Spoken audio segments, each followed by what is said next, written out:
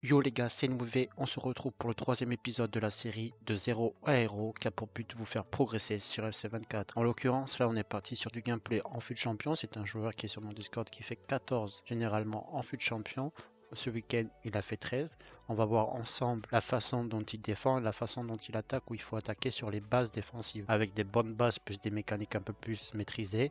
On peut très bien faire 14 en FUT champion sans aucun problème. Surtout, le premier conseil que j'ai à vous donner, c'est d'espacer vos matchs du vendredi au dimanche. Vous avez 3 jours. Arrêtez de rush en une journée, c'est pas possible. Mentalement, ça peut être très compliqué pour vous.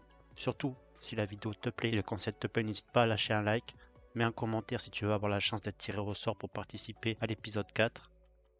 Donc dans cette situation, les gars, vous êtes nombreux à prendre un maximum de buts. Donc qu'est-ce qu'on doit faire quand notre adversaire vient prendre l'espace fall-in sur le côté? On prend notre latéral droit ici et on vient le plus proche du porteur de balle tout en venant l'isoler sur le côté. C'est important parce que si on prend notre latéral droit ici et qu'on anticipe une passe en retrait, derrière lui l'adversaire qu'est-ce qu'il va faire? Il aura tout l'espace en ligne pour trouver sa passe en retrait et ensuite aller marquer au but.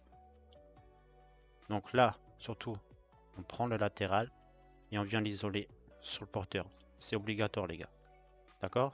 Dans un premier temps, on défend comme ça. Ensuite, là vous voyez, il fait l'essuie-glace. Donc il faut vraiment faire attention. Il faut essayer d'avoir la course la plus droite possible sur le joueur. Sinon il défend bien. Et là on doit switch. Et vous voyez, il recule avec Bellingham. Alors que tout ce qu'il aurait dû faire, c'était plus se rapprocher sur le porteur de balle et se mettre dans l'intervalle ici. Entre les deux joueurs. Comme ça, il n'y avait aucune passe qui était free. D'ailleurs, il sélectionne bien.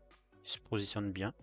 Par contre, là, il fait le pressing à deux. Il faut faire attention hein, parce que du coup, qu'est-ce qu'il fait? Varane, il va venir ici. Et du coup, derrière, il y a champ libre pour ces deux attaquants ici. Donc, il faut vraiment faire attention sur ce côté-là. Donc, éviter de faire du pressing à deux dans l'axe. Sur le côté, on vient faire un pressing à 3, c'est pas problématique, mais on le lâche pour que nos joueurs soient bien positionnés sur les appels dans la surface. Donc là, les gars, je vais vous expliquer comment faire le pressing manuel avec vos attaquants. Tout simplement, il faut anticiper avec le joystick droit la passe la plus probable de votre adversaire. Donc là, en l'occurrence, on voit que c'est Konaté qui a le ballon, ici.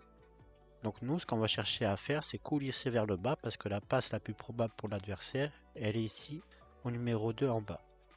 Donc, nous, avec notre analogue, on va switch avec l'analogue et on va venir suivre le mouvement, ce qu'on appelle coulisser. Donc là, on prend Rashford en coulisses, on va prendre Griezmann, et on l'accompagne toujours. Et là, ce qu'on peut faire dans cette situation, on peut très bien aussi prendre notre MC ici, Bellingham, pour venir mieux se positionner, ou très bien faire redescendre Rashford pour le mettre dans l'intervalle ici, ou Bellingham. Là, en l'occurrence, vu qu'on est en attaque placée pour l'adversaire, on peut très bien faire redescendre Rashford, on a largement le temps. Là, c'est pareil, ce qu'on peut chercher à mettre en place, c'est tout simplement le repli défensif avec les milieux. Donc on prend notre numéro 23 et on le redescend pour le positionner dans l'intervalle. Et si jamais l'adversaire trouve sa passe, on aura juste à coulisser avec notre défenseur central. Dans cette situation, vous êtes nombreux à prendre des buts parce que vous ne savez pas défendre. Donc qu'est-ce que vous devez faire? On se met dans la peau d'un joueur qui est censé faire entre 11 et 14 victoires en FUT champion. Tout ce qu'on doit faire défensivement, c'est prendre notre défenseur central qui est ici et d'essayer d'avoir la course la plus droite possible pour le repli défensif. Donc là, on va voir ce que ça donne à vitesse réelle. Là, vous voyez, avec son Laurent Blanc, il court le plus droit possible, ce qui lui permet d'avoir plus de facilité pour se repositionner dans l'axe. Et derrière, il n'a aucun mal à récupérer le ballon. Donc vraiment, tout ce qu'on doit faire, c'est courir le plus droit possible. Comme ceci. Parce que si vous courez comme ça en diagonale, un crochet, un ball roll, tout ce que vous voulez, vous êtes foutu. Vous ne pourrez jamais bien vous repositionner derrière, il trouvera sa passe et il ira au but.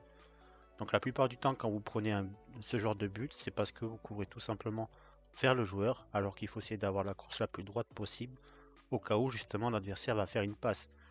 Et vous allez me dire, ouais mais Nouvé, s'il fait tout droit, on fait comment? Tout ce que vous avez à faire, c'est l'accompagner. Et au dernier moment, vous allez devoir prendre une décision. Soit on vient l'isoler sur le côté, et dans ce cas-là, on se positionnera au dernier moment pour contrer la frappe. Sinon, vous vous positionnez pour anticiper la passe. Mais le mieux, ça restera toujours d'avoir une course la plus droite possible. Donc comment bien défendre sur les corners quand votre adversaire vient faire venir un joueur? On sélectionne tout le temps le joueur au premier poteau, on le fait venir. C'est important, surtout faut pas rester ici dans la surface, ça sert à rien, faut vraiment venir le plus proche possible. Et ensuite on vient sélectionner notre deuxième joueur ici pour anticiper une potentielle passe entrée de surface ici. Là on anticipe, on vient bien s'orienter et derrière vous allez voir que mon joueur il met du temps. Et derrière c'est trop passif, on a de la chance hein, parce que sur corner, généralement quand on vient jouer ici, ça sert à rien. Vous allez voir là pour le coup c'est l'adversaire qu'on analyse. Mais ça sert à rien de rejouer côté extérieur.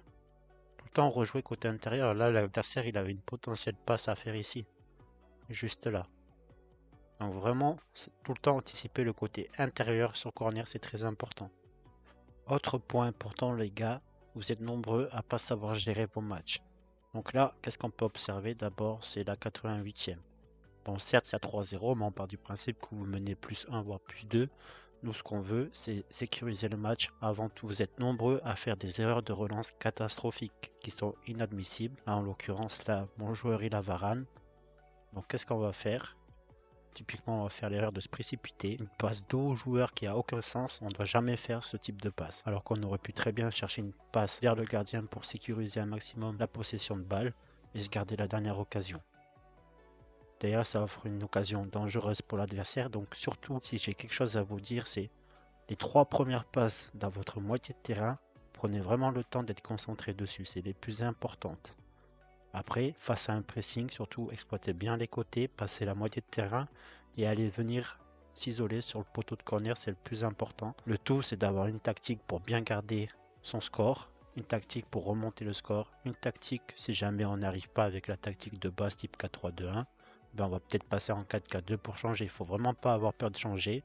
Pensez à bien faire vos changements et surtout la clé en FUT Champion, c'est d'espacer ces matchs sur 3 jours. Comme j'ai dit en début de vidéo, arrêtez d'enchaîner vos matchs.